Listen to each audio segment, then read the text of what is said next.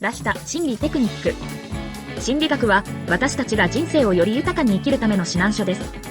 この動画では心理学の基礎的な概念から実践的なテクニックまでを解説し、あなたがより充実した人生を送るためのヒントを提供します。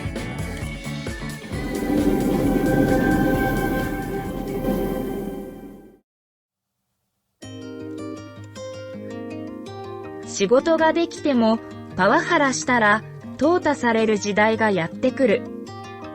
こんにちは皆さん。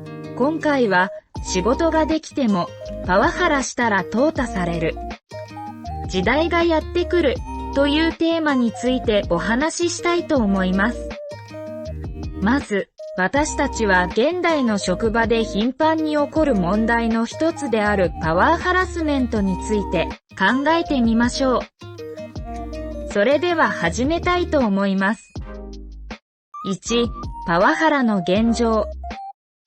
パワハラは何らかの権力を持つ人物が、その権力を不適切に行使し、他者を傷つける行為のことを指します。これまでの社会では、仕事の成果が評価される一方で、パワハラを行う人物もなかなか罰せられず、そのまま長期間にわたって続いてきました。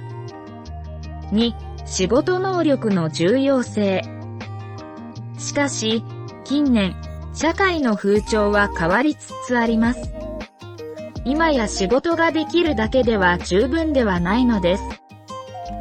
優れた仕事能力を持っているだけでなく、他者とのコミュニケーション能力やリーダーシップスキルも重要視されています。パワハラ行為は職場の雰囲気や労働者のモチベーションを低下させ、生産性を損ないます。3、有毒社員、トクシックワーカー、派の存在。パワーハラスメントという問題には、有毒社員という特定の個人が関与していることがよくあります。有毒社員は、優れた仕事能力を持っている一方で、他のメンバーや組織に対して有害な影響を与える人物のことを指します。有毒社員の特徴。まずは、有毒社員の特徴について詳しく見ていきましょう。有毒社員は、一見すると非常に優秀で能力が高い場合もありますが、彼らは協調性に欠け、周囲の士気を下げる存在です。このタイプの社員は、自己中心的で他人を蹴落としてでも自分の出世や成功を追求する傾向があります。彼らは自己中心的な行動をとり、他の人々との協力やチームワークを無視することがあります。また、彼らは自意識過剰で自信に満ちており、自分の能力や意見を過度に主張する傾向があります。彼らは自分が最も優れていると信じており、他の人々の意見やアイデアを軽視することがあります。さらに、彼らは部下や同僚に対して尊大な態度をとることがあります。他の人々を見下したり、批判的な態度をとったりすることがあります。有毒社員は、個人の成果や利益の追求に重点を置き、組織全体の目標や価値に対する貢献を軽視する傾向があります。彼らは自分の利益や地位の向上のために他の人々を利用したり、貶めたりすることもあります。これらの特徴を持つ有毒社員は、一時的には成果を上げる場合もありますが、その長期的な影響は組織にとって非常に害となる可能性があるのです。有毒社員の悪影響と伝染性。有毒社員の悪影響は、単にその人自身にとどまらず、周りの社員にも広がる可能性があります。ここでは、その悪影響と伝染性について見ていきましょう。有毒社員は、職場環境を毒にする存在と言えます。彼らの利己的な態度や自己中心的な行動は、チームの連帯感や協力関係を崩壊させることがあります。その結果、チーム全体のパフォーマンスや生産性が低下する可能性があります。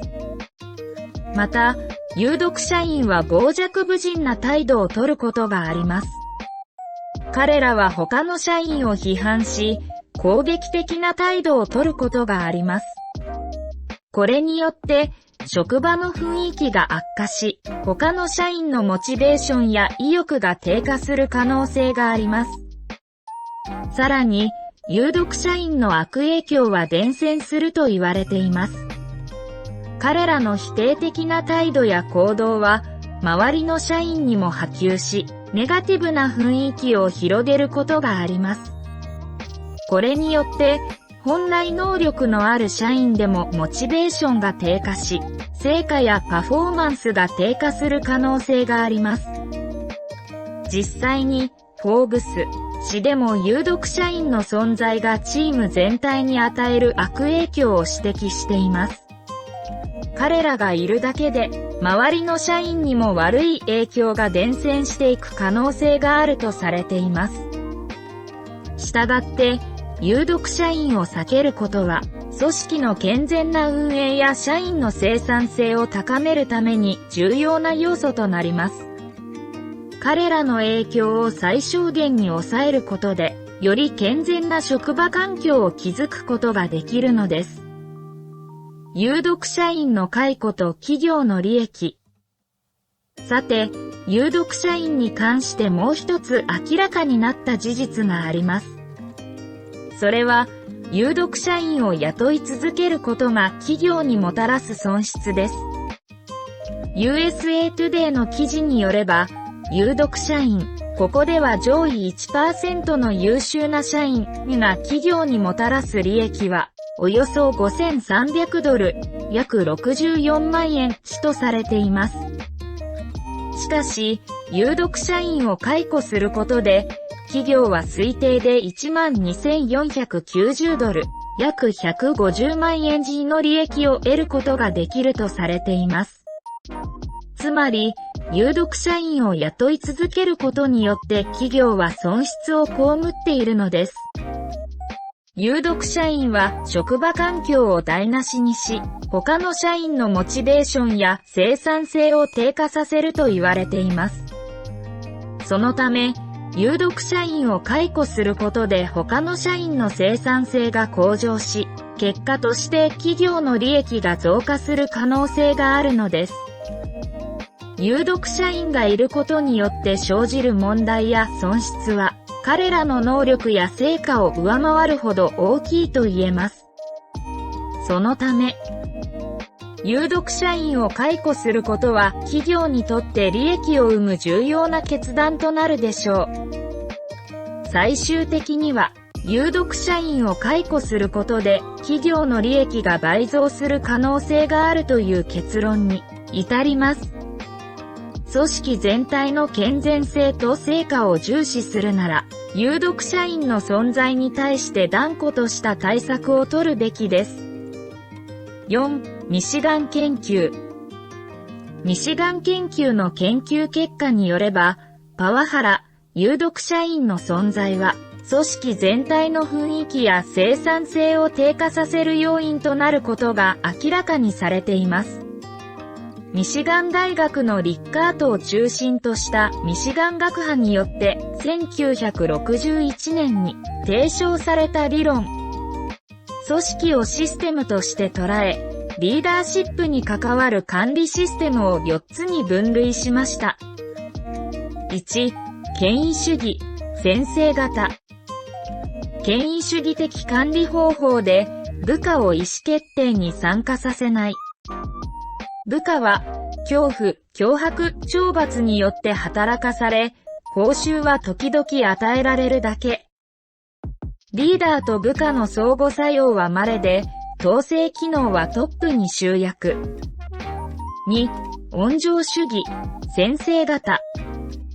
リーダーは部下をある程度信頼するが、部下に恩着せがましいやり方を取る。あらかじめ決められた範囲では部下のレベルでも決定できるが、多くの意思決定、目標設定はトップが行う。報酬、懲罰、罰のほのめかしによって部下の動機づけを行う。リーダーと部下の相互関係はあるが、恩着せがましく、部下の側に恐怖と警戒心が見られる。3. 三角協調型。リーダーは部下を全面的ではないがかなり信頼。基本的方針や全般的決定権はトップにあるが、個別問題は部下に権限以上。コミュニケーションは双方向的に行われ、動機づけは褒賞と時により懲罰、ある程度の参画が用いられる。相互作用も頻繁になり、統制機能のかなりの部分が部下に移譲されている。4. 民主主義型。リーダーは部下を全面的に信頼、意思決定は広く組織全体で行われるが、バラバラにならずに統合されている。コミュニケーションは上下のみならず同僚間でも行われる。部下は全面的に参画が認められ、動機づけられ、広範な相互作用が確保される。評価と統制はすべての階層で行われる。ミシガン研究では、膨大な調査の結果、4民主主義型を採用している経営組織の業績が最も高い。と結論付けました。業績順では、4.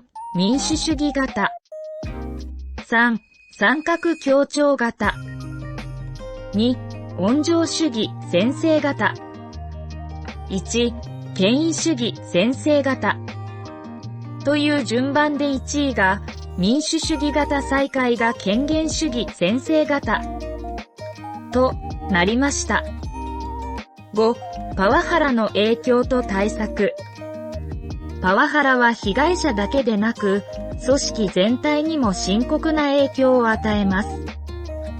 企業や組織は、従業員の幸福度や働きやすさを重視するようになってきました。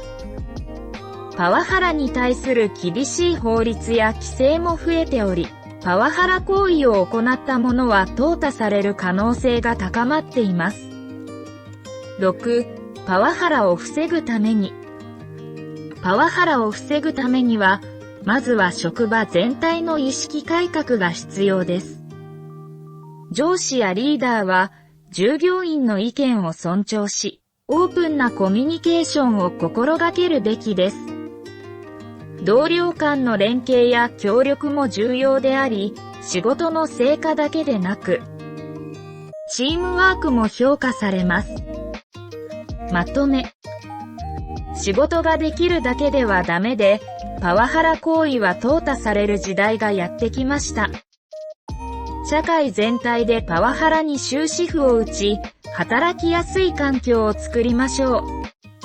皆さんも仕事の成果を上げるだけでなく、他者との関係構築や協力を大切にし、パワハラのない職場を築くために一緒に頑張りましょう。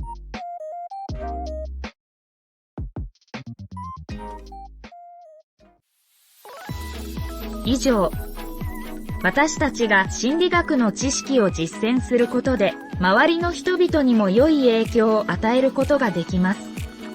私たちが自分自身に対する理解を深め、より健康で幸せな人生を送ることができるようになると、周りの人々も同様に影響を受け、より良い関係を築くことができるでしょう。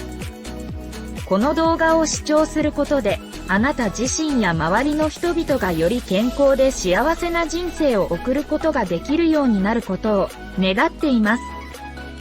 心理学の知識を実践することは簡単なことではありませんが、少しずつ取り入れていくことで、自分自身と周りの人々との関係を改善し、健康で幸せな人生を送ることができるようになるでしょう。この動画が良かったら、いいね、チャンネル登録、よろしくお願いいたします。ご視聴ありがとうございました。